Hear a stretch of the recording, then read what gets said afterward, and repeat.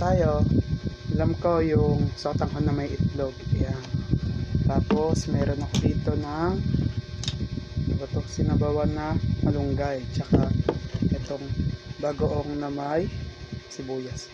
Pero bago muna tayo kumain, mag-pray muna tayo. Ama, salamat sa biyayang patuloy kong ipinagkaloob sa amin.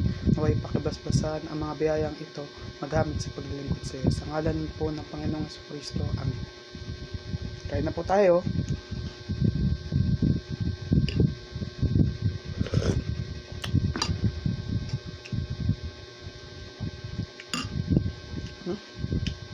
Gusto ko magkamot. Pero nagugas ako.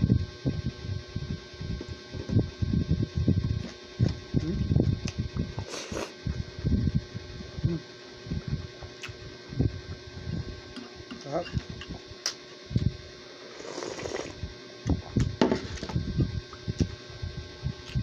Sarap ng malunggay.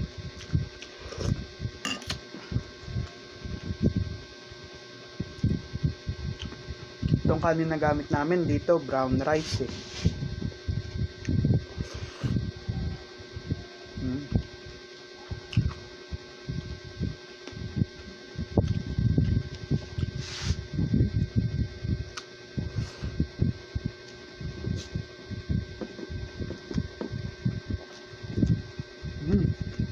Sarap ng sibuyas, manamis-namis.